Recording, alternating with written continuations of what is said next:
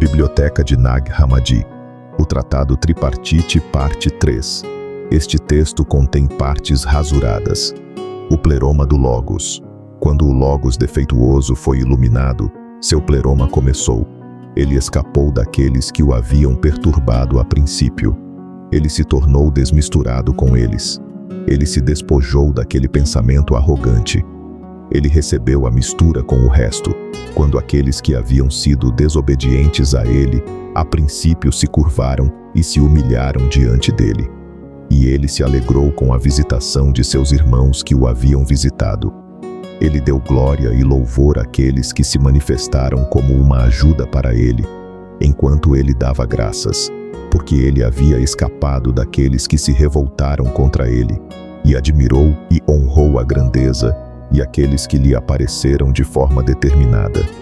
Ele gerou imagens manifestas das faces viventes, agradáveis entre as coisas que são boas, existindo entre as coisas que existem, assemelhando-se a elas em beleza, mas desiguais a elas em verdade, visto que não são de um acordo com ele, entre aquele que as produziu e aquele que se revelou a ele. Mas ele age com sabedoria e conhecimento, misturando o Logos consigo mesmo completamente. Portanto, aqueles que saíram dele são grandes, assim como aquilo que é verdadeiramente grande. Depois de se maravilhar com a beleza daqueles que lhe apareceram, ele professou gratidão por esta visita. O Logos realizou esta atividade através daqueles de quem ele havia recebido ajuda para a estabilidade daqueles que vieram à existência por causa dele e para que eles pudessem receber algo de bom, uma vez que ele pensou em orar pela organização de todos aqueles que vieram dele, que é estabilizada, para que pudesse torná-los estabelecidos. Portanto, aqueles que ele intencionalmente produziu estão em carruagens, assim como aqueles que vieram à existência, aqueles que apareceram, para que pudessem passar por todos os lugares das coisas que estão abaixo, para que cada um pudesse receber o lugar que é constituído como ele é. Isto é destruição para os seres da semelhança, mas é um ato de beneficência para os seres do pensamento, uma revelação. Ditografia daqueles que são da ordenança, que era uma unidade enquanto sofria, enquanto eles são sementes, que não vieram a ser por si mesmos. Aquele que apareceu era um semblante do Pai e da harmonia. Ele era uma vestimenta, composta de toda a graça e alimento, que é para aqueles a quem o Logos gerou, enquanto orava e dava glória e honra. Este é aquele a quem ele glorificou e honrou, enquanto olhava para aqueles a quem orava, para que pudesse aperfeiçoá-los por meio das imagens que havia gerado. O Logos acrescentou ainda mais a assistência mútua e a esperança da promessa, visto que eles têm alegria, descanso abundante e prazeres imaculados. Ele gerou aqueles de quem se lembrou a princípio, quando não estavam com ele. Ele os gerou, tendo a perfeição. Ditografia. Agora, enquanto aquele que pertence à visão está com ele, ele existe na esperança e na fé no Pai perfeito, tanto quanto as totalidades. Ele lhe aparece antes que se misture com ele, a fim de que as coisas que vieram a existir não pereçam ao olhar para a luz, pois não podem aceitar a grande e exaltada estatura. O pensamento do Logos, que havia retornado à sua estabilidade e governado sobre aqueles que haviam surgido por sua causa, era chamado de éon e lugar, de todos aqueles que ele havia gerado de acordo com a ordenança, e também é chamado de sinagoga da salvação, porque ele se curou da dispersão, que é o pensamento multifacetado, e retornou ao pensamento único. Da mesma forma, é chamado de depósito, por causa do descanso que ele obteve, dando-o somente a si mesmo. E também é chamado de noiva, por causa da alegria daquela que se entregou a ele na esperança de fruto da união, e que lhe apareceu. Também é chamado de reino, por causa da estabilidade que ele recebeu, enquanto se regozija com o domínio sobre aqueles que o combateram, e é chamado de alegria do Senhor, por causa da alegria com que ele se revestiu. Com ele está a luz, recompensando-o pelas coisas boas que estão nele, e, com ele está, o pensamento da liberdade. O éon de que falamos anteriormente está acima das duas ordens daqueles que lutam entre si. Não é companheiro daqueles que detêm o domínio e não está implicado nas doenças e fraquezas, coisas pertencentes ao pensamento e à semelhança. Aquilo em que o Logos se colocou, perfeito em alegria, era um éon, tendo a forma da matéria, mas também tendo a constituição da causa, que é aquele que se revelou. O éon era uma imagem daquelas coisas que estão no pleroma, aquelas coisas que surgiram da abundância do gozo daquele que existe alegremente. Além disso, o semblante daquele que se revelou estava na sinceridade, na atenção e na promessa a respeito das coisas que pediu. Tinha a designação do Filho, sua essência, seu poder e sua forma, que é aquele a quem ele amava e em quem se comprazia, que era suplicado de forma amorosa. Era luz e era um desejo de se estabelecer, uma abertura para a instrução e um olhar para a visão, qualidades que possuía dos exaltados. Era também sabedoria por seu pensamento em oposição às coisas abaixo da organização. Era também uma palavra para falar e a perfeição das coisas desse tipo. E são estes que tomaram forma com ele, mas de acordo com a imagem do pleroma, tendo seus pais que são aqueles que lhes deram a vida, cada um sendo uma cópia de cada um dos rostos, que são formas da masculinidade, visto que não são da doença que é a feminilidade, mas são deste que já deixou para trás a doença.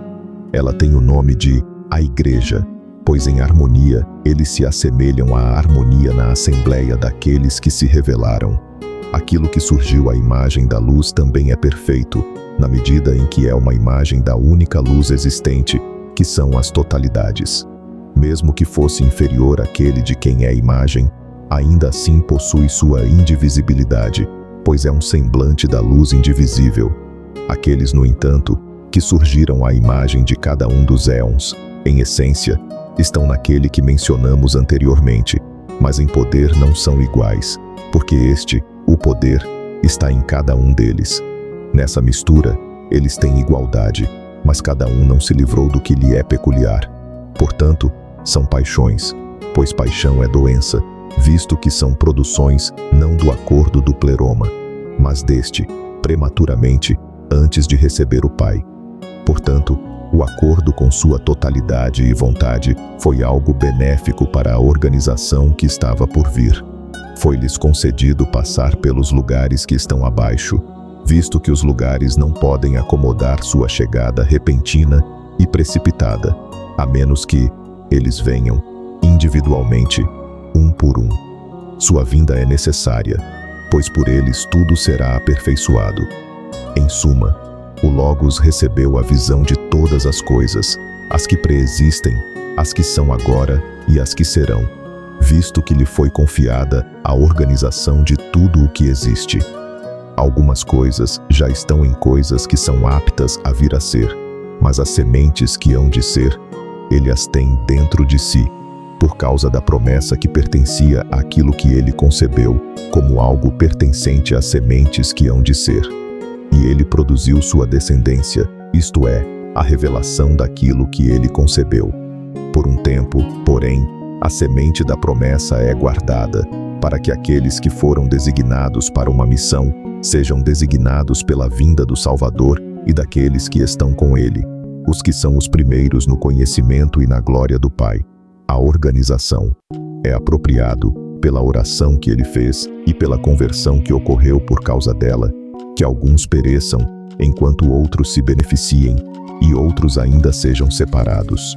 Ele primeiro preparou o castigo daqueles que são desobedientes, fazendo uso do poder daquele que apareceu, daquele de quem recebeu autoridade sobre todas as coisas, de modo a se separar dele.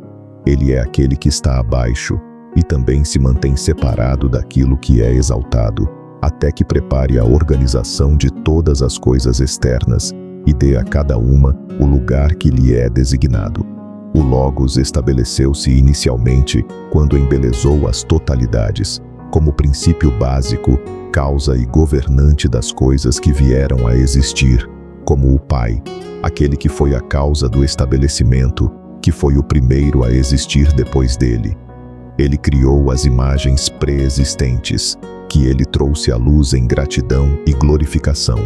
Então, ele embelezou o lugar daqueles que ele havia trazido à luz em glória, que é chamado de paraíso, o prazer, a alegria plena de sustento e a alegria que preexistem, e de toda a bondade que existe no pleroma, ele preserva a imagem.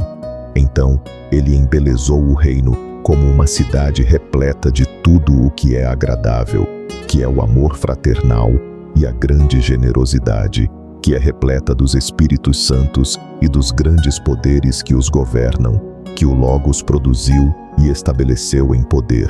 Então, ele embelezou o lugar da igreja que se reúne neste lugar, tendo a forma da igreja que existe nos éons, que glorifica o Pai.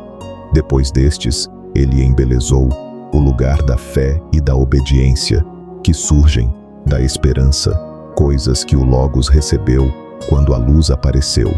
Então, ele embelezou o lugar da disposição, que é oração e súplica, que foram seguidas pelo perdão e pela palavra referente àquele que apareceria.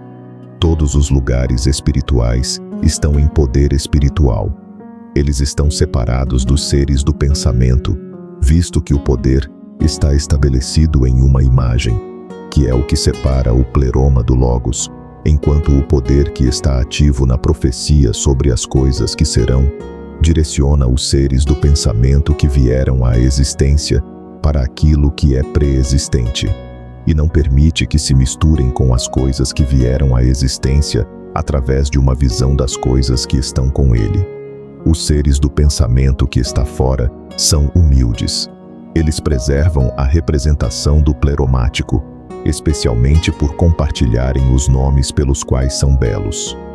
A conversão é humilde para com os seres do pensamento, e a lei também é humilde para com eles, a lei do julgamento, que é a condenação e a ira. Também humilde para com eles é o poder que separa aqueles que caem abaixo deles, os envia para longe e não permite que se espalhem sobre os seres do pensamento e da conversão, cujo poder consiste em medo, perplexidade, esquecimento, espanto, ignorância e as coisas que surgiram à maneira de uma semelhança através da fantasia. E a essas coisas, que eram de fato humildes, são dados os nomes exaltados. Não há conhecimento para aqueles que delas emergiram com arrogância, sede de poder, desobediência e falsidade. A cada um ele deu um nome, visto que as duas ordens estão em um nome. Aqueles que pertencem ao pensamento e aqueles da representação são chamados de os corretos e psíquicos, os ardentes e os intermediários. Aqueles que pertencem ao pensamento arrogante e aqueles da semelhança são chamados de os esquerdos, ílicos, os obscuros e os últimos. Depois que o Logos estabeleceu cada um em sua ordem, tanto as imagens quanto as representações e as semelhanças, ele manteve o éon das imagens puro de todos aqueles que lutam contra ele, visto que é um lugar de alegria. No entanto, aqueles do pensamento, ele revelou o pensamento que havia despojado de si mesmo, desejando atraí-los para uma união material, em prol de seu sistema e morada, e para que eles também pudessem gerar um impulso para a diminuição de sua atração pelo mal, para que não mais se regozijassem na glória de seu ambiente e fossem dissolvidos, mas pudessem, em vez disso, ver a doença em que sofrem, para que pudessem gerar amor e busca contínua por aquele que é capaz de curá-los da inferioridade. Também sobre aqueles que pertencem à semelhança, ele colocou a palavra da beleza, para que pudesse trazê-los a uma forma. Ele também colocou sobre eles a lei do julgamento. Novamente, ele colocou sobre eles os poderes que as raízes haviam produzido em sua ânsia por poder. Ele os nomeou governantes sobre eles, para que, seja pelo apoio da palavra que é bela, seja pela ameaça da lei, seja pelo poder da sede de poder, a ordem pudesse ser preservada daqueles que a reduziram ao mal, enquanto o Logos está satisfeito com eles, já que são úteis para a organização. O Logos conhece o acordo na ânsia de poder das duas ordens. A estas e a todas as outras, ele graciosamente concedeu seus desejos. Ele deu a cada uma a posição apropriada e foi ordenado que cada uma governasse um lugar e uma atividade. Ele cede o lugar àquele mais exaltado do que ele, a fim de comandar os outros lugares em uma atividade que está na atividade designada que lhe cabe controlar, devido ao seu modo de ser. Como resultado, há comandantes e subordinados em posições de dominação e submissão entre os anjos e arcanjos, embora as atividades sejam de vários tipos e diferentes. Cada um dos arcontes, com sua raça e seus privilégios aos quais seu destino reivindica, assim como apareceram, cada um estava em guarda, uma vez que lhes foi confiada a organização, e a ninguém falta um comando, e a ninguém falta realeza, desde os confins dos céus, até os confins da terra, até as fundações da terra, e até os lugares abaixo da terra. Há reis, há senhores e aqueles que dão ordens, alguns para administrar punições, outros para administrar justiça, outros ainda para dar descanso e cura, outros para ensinar, outros para guardar. Sobre todos os arcontes, ele nomeou um arconte sem que ninguém o comandasse. Ele é o Senhor de todos eles, isto é, o semblante que o Logos manifestou em seu pensamento como uma representação do Pai das totalidades. Portanto, ele é adornado com cada que é uma representação dele, visto que é caracterizado por todas as propriedades e qualidades gloriosas, pois ele também é chamado de Pai, e Deus, e Demiurgo, e Rei, e Juiz, e Lugar, e Morada, e Lei. O Logos o usa como uma mão, para embelezar e trabalhar nas coisas abaixo, e o usa como uma boca, para dizer as coisas que serão profetizadas. As coisas que ele disse, ele as faz. Quando viu que eram grandes, boas e maravilhosas, ficou satisfeito e se alegrou, como se ele próprio, em seu próprio pensamento, tivesse sido quem as disse e as fez, sem saber que o movimento dentro dele provém do Espírito que o move de forma determinada em direção às coisas que ele deseja. Em relação às coisas que surgiram dele, ele falou delas, e elas surgiram como uma representação dos lugares espirituais que mencionamos anteriormente na discussão sobre as imagens. Ele não apenas trabalhou, mas também, como aquele que foi designado como pai de sua organização, ele gerou por si mesmo e pelas sementes, mas também pelo Espírito que é eleito e que descerá através dele aos lugares que estão abaixo. Ele não apenas profere palavras espirituais próprias, mas de forma invisível. Ele fala, através do Espírito que evoca e gera coisas maiores do que sua própria essência. Como em sua essência ele é um Deus e um Pai, e todos os demais títulos honoríficos, ele pensava que eram elementos de sua própria essência. Ele estabeleceu um descanso para aqueles que lhe obedecem, mas para aqueles que o desobedecem, também estabeleceu punições. Com ele também há um paraíso e um reino, e tudo o mais que existe no éon, que existe antes dele. Eles são mais valiosos do que as impressões, por causa do pensamento que lhes está conectado, que é como uma sombra e uma vestimenta, por assim dizer, porque ele não vê de que maneira as coisas que existem realmente existem. Ele estabeleceu trabalhadores e servos, auxiliando-os no que ele faria e no que ele diria, pois em todo lugar onde ele trabalhou, ele deixou seu semblante em seu belo nome, efetuando e falando das coisas que ele pensa. Ele estabeleceu em seu lugar imagens da luz que apareceu e das coisas que são espirituais, embora fossem de sua própria essência, pois, assim, elas foram honradas por ele em todos os lugares, sendo puras, da face daquele que as designou, e elas foram estabelecidas, paraísos, reinos, repousos, promessas e multidões de servos de sua vontade. e embora sejam senhores de domínios, são colocados abaixo daquele que é Senhor, aquele que as designou. Depois de ouvi-lo dessa maneira, adequadamente, sobre as luzes, que são a fonte e o sistema, ele as colocou sobre a beleza das coisas abaixo.